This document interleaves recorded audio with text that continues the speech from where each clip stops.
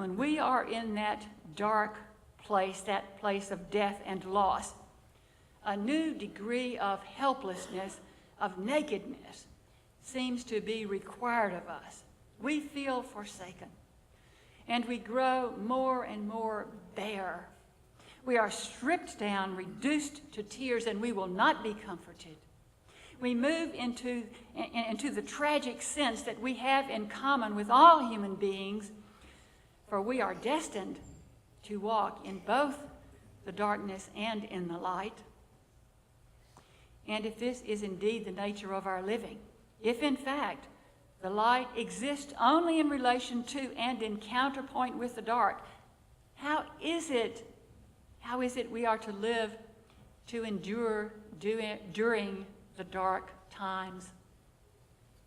A beginning is to accept our helplessness, to accept our absolute dependence. Relinquishment is what it is called in religious terms, and this is not an easy lesson for a Unitarian Universalist, because we are so clever and smart and competent. We don't like that word relinquishment. Dependence. But if we live long enough, we inevitably arrive at the conclusion that we are really not so much in control of the universe, or for that matter, much of anything else, including our own lives. When we decide, and we can decide, to accept the world just as it is, just as Job had to do, in all of its unfairness and all of its pain and disappointment, then the radiance of the present world, the radiance of what is, can enter our being when we have the courage to be present with life as it is. We come to understand that waiting has a dynamic quality to it. It's not static. During these times of abeyance, we might rightly see ourselves as a woman big with child, preparing for birth, while we are resting, dreaming, contemplating, playing, yes, and running into dead ends one after the next. We are working through things, or rather, things are being worked through us. Like Jacob, we wrestle with our angel all through the night, insisting that we be blessed. And with the dawn, though we may come away with wounds, we are blessed.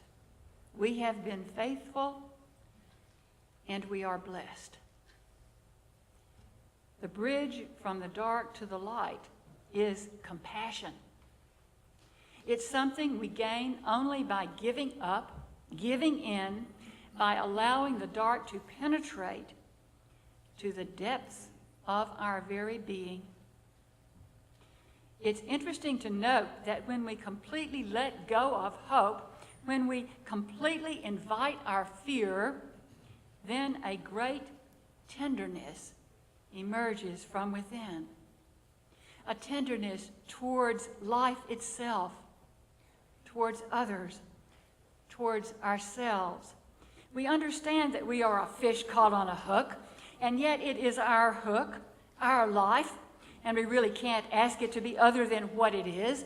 We really can't ask reality to be other than what it is.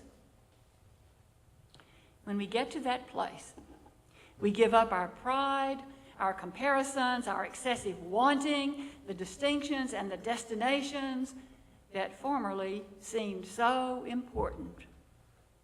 And in that emptiness, we become a vessel that can be filled with the new. It can be filled with God stuff. Compassion stirs in us, and our capacity to love grows deeper and stronger. Nothing is foreign to us. All is part of the whole. And everything neglected, ruined, stained, and torn, everything so resistant to the light, comes to glow with surprising intensity and purpose. so be it. Amen.